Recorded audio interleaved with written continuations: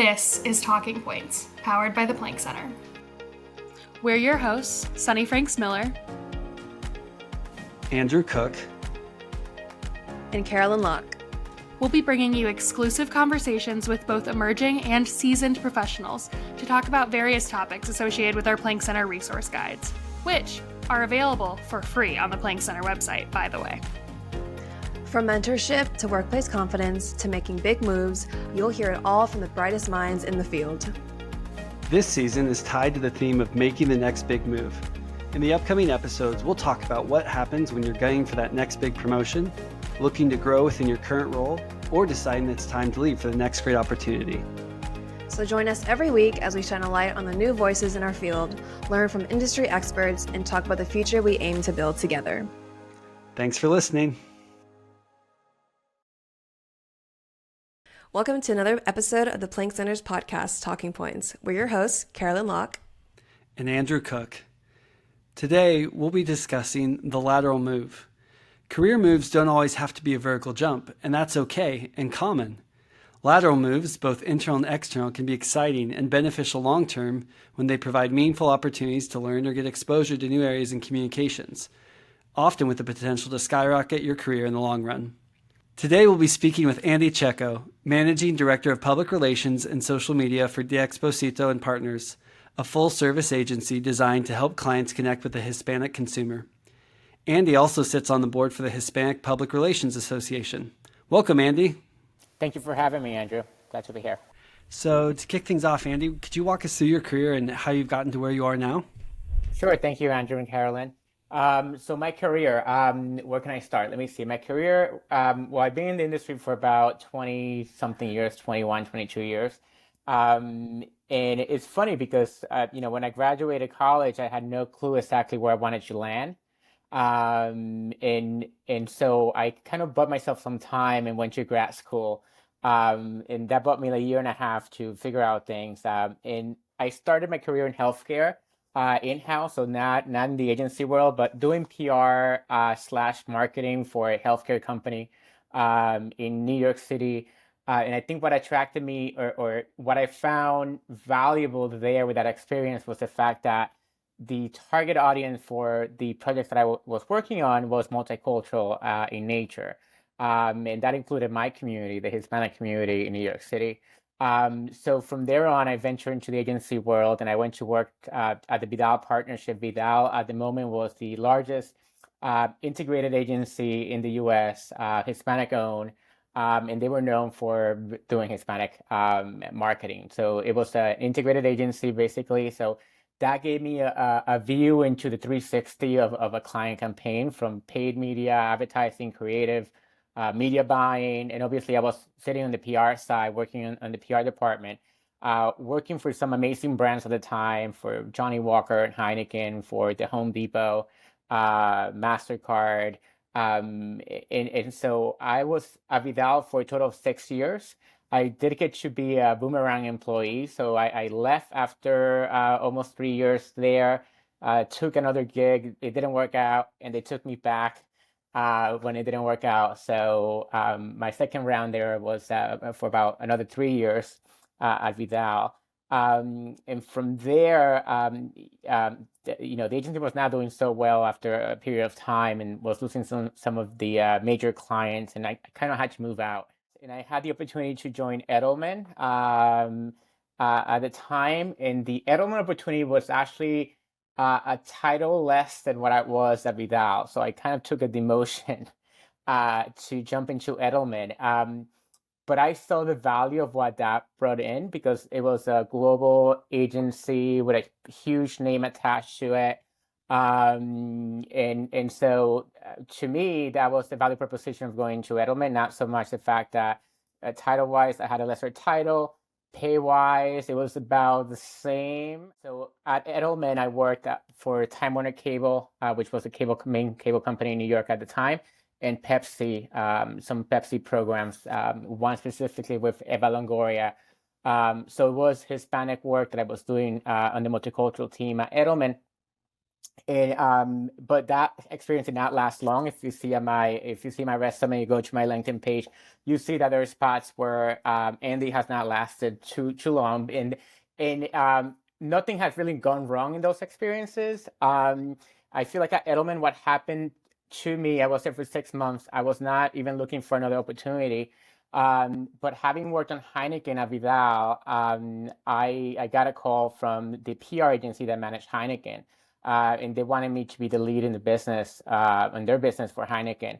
And I saw that as an opportunity to work for another global brand. So I did jump ship and went to this really small Hispanic agency called RLPR. They're no longer around, but they were based in LA, and I was part of the New York team. We were about 4 folks in New York, and worked there for some other amazing brands like L'Oreal, and was there for about 2 years. And then one of the partners of the Vidal partnership, which then had disintegrated, he got a job as a CMO at Fox for this new Spanish language network called Mundo Fox. And so he gave me a call. He needed somebody in New York. The agency was based in LA. Not the agency, the network was based in LA. But he needed someone to be in charge of publicity and in the liaison for the sales team here in New York at Fox. Went to Fox, so went in-house in entertainment because it was a TV industry there. And again, some of these moves are not, it's not Andy making the move, but some of the moves are sort of you have to make them. So after 3 years at Fox, the network was not doing well. It was the same scenario that I had at the Vidal partnership, where they were definitely laying off folks. The network was Fox was selling the network to the other partner. So I kind of had to move. And I did the move there, moved from Fox and went to Havas. And it's all about the folks that you know in the industry, right? The Havas, I knew Michael Olguin, who's just retiring from being the CEO of Havas Formula for quite a few years, from being involved in the Hispanic PR Association. And so, I had coffee with Michael. He offered me a position at Havas. I was there for about 6 years, leading mostly the TurboTax account. Loved working on that brand. And again, after 6 years, things just change. The environment around you change, and some folks can stay at a place for their lifetime. But I feel like we work in an industry where where things can change really quickly in terms of the environment you're in, whether that is your clients, that is your direct employee peers at an agency. Things can change really quickly. And so right now I'm at the Exposito and Partners. And so the last 3 years, I feel like there's been a few changes in my interest and where my career is going. And I'm in that stage when I'm mid to senior level in my career for sure, after 20 years of experience. So you just learn. I feel like I have found value in each of the experiences I had. And when I go into any position, I don't see it as a short-term thing. So that's not the mentality you're going into, right? You definitely see it as a long-term opportunity. Otherwise, you would not be moving if you didn't see at the interview process that you could be in that part of that team long-term, right? But the reality is that you don't know that until you find yourself being part of a team or being part of a corporation. Wow, Andy, you've definitely had a long and extensive career. Thank you for taking us through that. And I know you've talked about how, you've had a lot of opportunities where, you were there at a shorter amount of time versus a longer amount of time. It really depends on where you are at, personally and professionally, and what you deem is the best for you. And so, how have you found value in each of these opportunities throughout your career? Do you have any specific habits or tips you'd like to share to emerging leaders to take away as much as they can, even if you are at a job for just a shorter stint? Yeah, absolutely. I think you take something from every experience you had. I mean, even those jobs where I was there for 6 months, I have built relationship with those teams that have lasted, and they'll be friends for the rest of my career. You also had the opportunity to work on different things that maybe you were not exposed at your last opportunity, right? So I feel like you have to weigh in, and kind of reflect on what you're getting out of each opportunity. And for me, that has been one, the opportunity to work in a diverse portfolio of clients across different industries. And two, understanding how different agencies and departments work, because each of these places have a different structure, have a different, little bit of a different ways of working. So, learning how how those diverse places actually go about in client relations or even media relations or more tactical things, I think that has been a value for me. And then in terms of management, I feel like I've learned something from each of my bosses that I had, that have made me now be I feel a better employee, a better colleague, and a better mentor to other people. I really like there what you said about understanding the structures that we operate in, like understanding each organization, because too, kind of as you were sharing your journey, right? There were different points where you kind of caught a clue or saw, hey, like things aren't necessarily going. Instead of putting your head down and just maybe holding on, that was maybe a prompt or a signal to look externally. And so I think, a lot of times people, especially young professionals, we associate like career growth with making like a big upward jump, maybe something that's really, maybe like your Edelman move, for example, or maybe when you move to some of those other, moving into entertainment, or maybe it's a specific promotion or title change. But again, kind of doubling down on this idea of like the lateral move, what advice would you give to young professionals when they're evaluating those types of opportunities in their career? Why might that be a good option for them? Yeah, so I think you have to reflect a little bit about what those opportunities bring to the table, and if what they bring to the table are the things that you see um, yourself, or you place a greater interest in, perhaps, or it is, even though it might be a lateral move, or you have the same title and pay at another agency, maybe you see the client's opportunity of working on a data agency, greater opportunity of what your interests are, right? Or maybe, the team already that you'll be working on. So I feel like in our industry, it's all about people sometimes, and you kind of have, and that's the one thing that you don't get when you're making a move, right? You don't really get to understand the personalities, because the interview process is so brief, right? You speak to somebody for about 30 minutes, and then you're like, you get hired and you go and work for this team, and maybe it's not the right fit for you. And there's no way of you knowing that just from the interview process, because it could have been great during the interview process, but until you're in there, you really don't know the dynamic that well. And so I feel like, again, you have to place priority on what's important to you.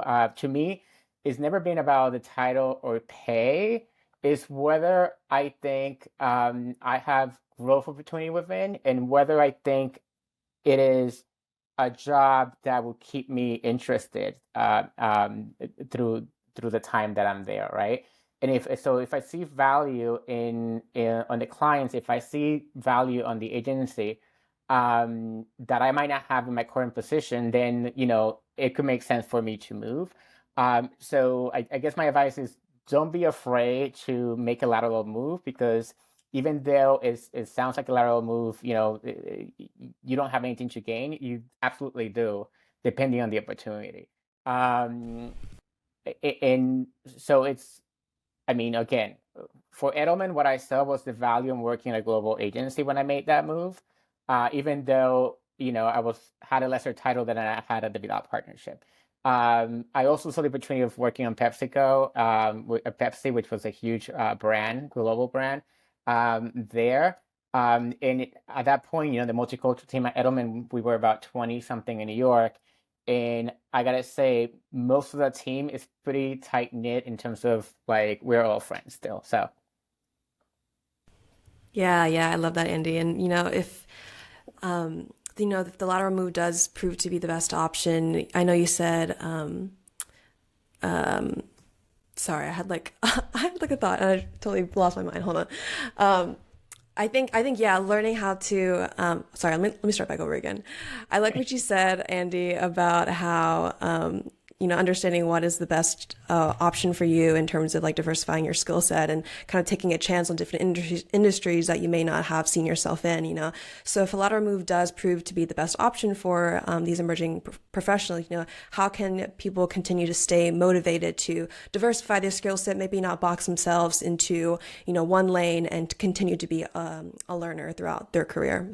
Yeah, that's a good point. But I also think so, I just talked about analyzing what that lateral move bringing to you, but also what are you bringing to that lateral move, right? There might be a skill set that you're really strong at that team might not have, and so you kind of know that you're really strong at certain things, and that's exactly what they're looking for. So you might see yourself being successful in that position because of the traits and the skills that you bring, and what they bring to you as well. So you have to see it on both ends, right? Yeah, I like that a lot. And I think the other thought that's coming to mind too is, whether it's what we call a lateral move or like even you mentioned, there was the opportunity at one point to boomerang back where you built those relationships. It's really a lot less of going up and down and more about just going forward, right? Like Right. there's different ways to move forward throughout your career and even just, and maybe you could share a little bit too about how your work has influenced your ability to contribute professionally, especially when working on Hispanic focused work. Those became different building blocks. I'm sure earlier moments or some working on those clients early in your career. How has that helped you and allowed you to contribute to the industry now? So I think, at this point, it's really an asset that I have the experience that I had in multicultural, especially in Hispanic. At one point, and I think this happens with many folks, um, at one point I was pigeonholed a little bit because most of my experience was Hispanic. So I wouldn't get hired at general market agencies because they thought that I didn't have the experience necessary because what I was doing was Hispanic, even though the work that we do is still the same. It's just the fact that I have a greater understanding or that specific understanding within that community. But I live my life in a general market world, right? Like most of my friends are not Hispanic. A lot of the media I consume is not Hispanic media. It's just that through my professional experience, obviously I'm Hispanic, but through my professional experience, I have had the opportunity to dive deeper into what that means. And the great thing is that what that means in this country is really a diversified community, right? Because we're not all equal when it comes to the Hispanic community in the U.S. We come from many different places and have many different customs and even many different ways of talking Spanish, to be honest. So I feel like now I am at a point where I'm okay with that. Like what I can go in and do general market work like I've done. When I worked at Havas, I had the opportunity to work on programs that were not Hispanic. Here at Dex, where we are, even though we are a Hispanic, an agency of Hispanic heritage, right? That's where our heritage is. We actually do other multicultural works as well, or general market work. I actually, for Nielsen, which is one of my clients, a lot of the time we're pitching general market media. You're pitching Forbes, you're pitching all of these business publications. Your story has a Hispanic angle to it, but these are the same folks that I would be pitching if I were doing general market work. So again, I feel like I'm in a point where our industry has to be more multicultural, because there's that kind of negative, how would I say it? The PR world is now that have not been that diverse, right? And there's this push of bringing in diversity within agency cultures, within the clients as well, to make the industry more diverse. And so with that movement, I feel like I sit in a place where I have an advantage, right?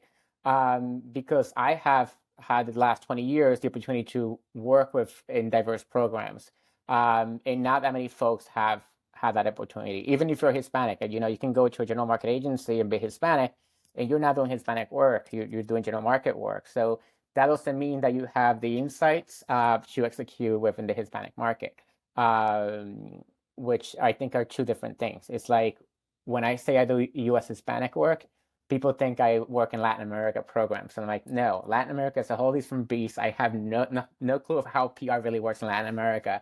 I work in U.S. Hispanic, right, which is a huge audience and a totally different ways of working. So again, I feel like right now at this point in my career, I feel like that experience put me in an advantage point.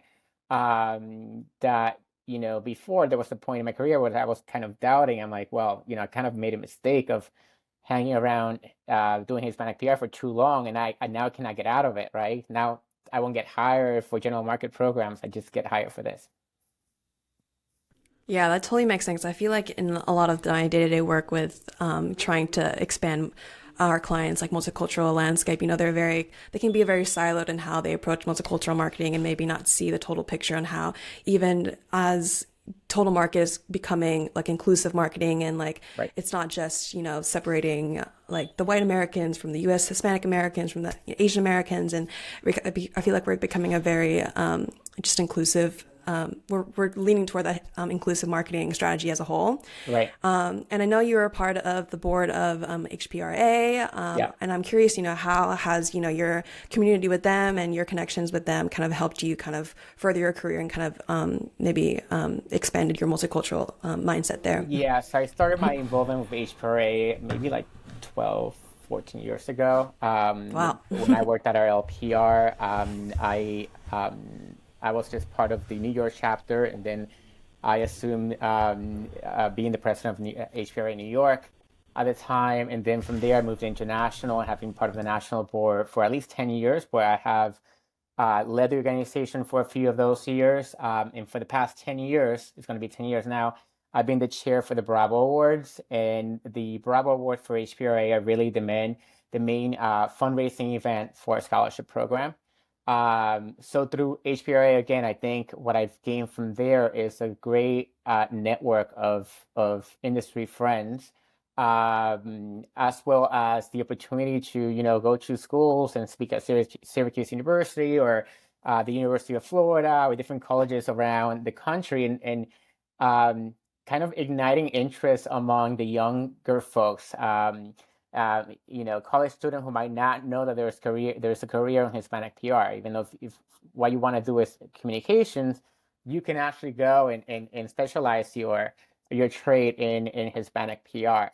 And it's always, I found fulfillment in that, and I feel like I've been lucky to work at places where they allow me to dedicate some of my time during the day for HPRA work. In fact, every place that I've worked have been supportive of that, which sometimes is a challenge because you still have your client work to do during the day, and sometimes depending on what HPRA brings to the table, you have to dedicate a good amount of time to making sure that those things are happening, from promoting scholarship entries to fundraising and going out there and asking for money, basically, and writing emails to big corporations to support HPRA programs. And so what I've seen in the last 10 years, at least, is sort of the growth of HPRA, the fact that, now HPRA used to be just an LA chapter back in the day. And during my lifetime, that chapter became a New York chapter and then a Miami chapter. Now we have a chapter in Texas. We have 3 chapters in California. We have student chapters. So I see this movement of what it used to be this little nonprofit professional organization grow, and getting the support from agencies, both big and small, and big brands as well. So more to come on that. So yeah, HPRA has been sort of my home for the past, even though I switched many jobs throughout my career. I've been part of HPRA for about 12 plus years. So It's always Well, good to have that home base. yeah. yeah, I love that. I think, whether it's been HPRA or PRSA or Plank, right? Like having that professional community, that's exactly what we want to capture and share. And it's great to hear.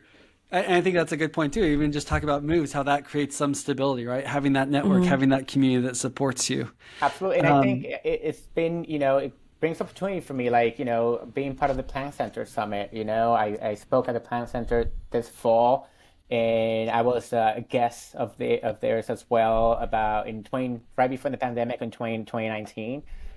So these opportunities come because of my involvement in the industry, which to me is really important. Well, that kind of leads us to our final question, which was any final advice or words of encouragement. I just heard that was really good advice in terms of just, find your professional home, right? Find your community.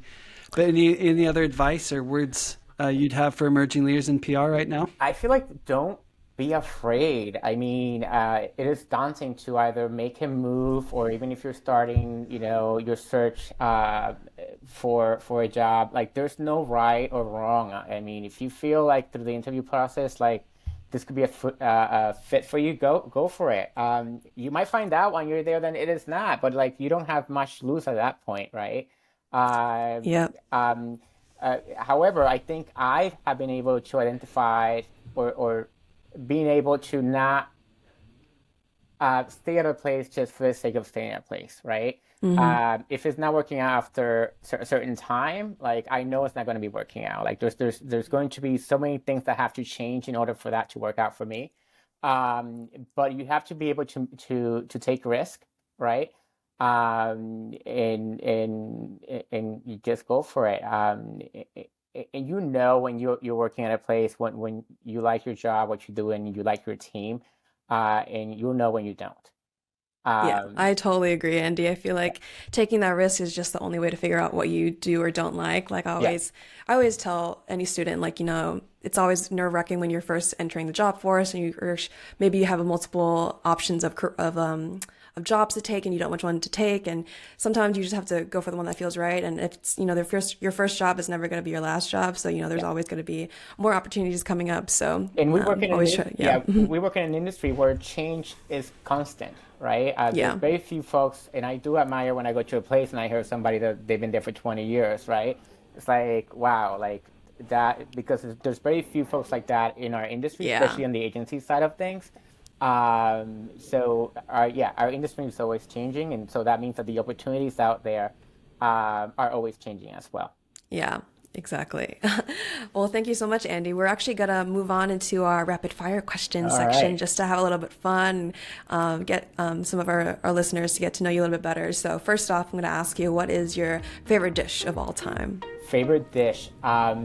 So empanadas are a great thing, and I can make some mean chicken empanadas. So Classic. I like those, and I think, but I also think pasta, like any type of pasta, is like great. But empanadas are my go-to. And if not that, if Italian, you cannot go wrong with pasta or pizza. Oh yeah. Yeah. Great answers. Okay, how about what's a film or show that's changed your life? I don't know about changing my life, but as a young kid, I was watching a show that was not like the thing to watch, which was The Honeymooners. I don't know if you guys have Okay. seen it. Probably not. Okay, so it's back from the day, black and white. And I used to watch The Honeymooners, and I think my interest in the show was just the show's dynamic of this working couple and their friends living in New York, and Ralph was like a bus driver, and and that show used to go on TV at 12 at midnight. Basically, it was a half an hour show, and I used to watch it most weekdays. I went to bed pretty late as a kid. And as a kid, I say high school. High school. I feel like more modern time show like Modern Family, and the way that that brought some Latino stereotypes into TV and LGBTQ with into mainstream. By the way, Latino stereotypes, like I feel like Latinos are good at making fun about themselves with not getting insulted, right? And so I feel like that show did well with Sofia Vergara and her character. And just seeing Latino representation on mainstream TV in the US was great to have her there. So I think those are two shows.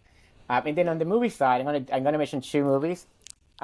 So one of my favorite movies is Airplane, funny movie. I don't know if you've seen it. No, No. that's how you know you're talking to the younger crowd. So yeah, Airplane. You have to see Airplane. Again, some comedy that's non-PC for the times. And then The Shining. I like scary Oh, movies, wow. so The Shining Okay. is also another movie that I love. I'm not a big horror film girl, but No. I'll have to watch. I'll watch the other records though. Okay, yeah, next question. So I know as a PR professional, our days can be super long and really stressful. So what's your favorite way to kind of decompress after a long day at work? So I feel like just watching TV where you don't have to think about it, like reality TV shows and a glass of wine, that is like, just coming home, getting on the couch and watching some nonsense TV and a glass of wine are my go-to. Nice. Same. I'm the same. Awesome. And what's one brand or company that you're currently admiring right now that you've seen do some cool work or things that have caught your attention? You know what? I tend to like brands that have a very clear purpose and that are not afraid to take a stand on whatever their cause is. So Patagonia, obviously, everybody loves that brand and they stand for who they are, right? Unapologetically, and I think that is something to admire. I feel like working in Hispanic multicultural, PepsiCo as a whole has been doing a great job with programs that are cost related and relevant to the community.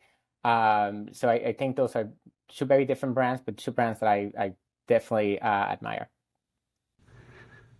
Great. Awesome. Well, thanks for answering those rapid fire questions and again for giving us your perspective, sharing your journey and the different ways you've approached your career. But we appreciate you coming on to Talking Points and being a part of this podcast. So thank you so much for joining us. Thank you, Andrew and Carolyn. Thanks for having me. To our listeners, we hope you enjoyed this conversation and we'll catch you on the next episode of Talking Points.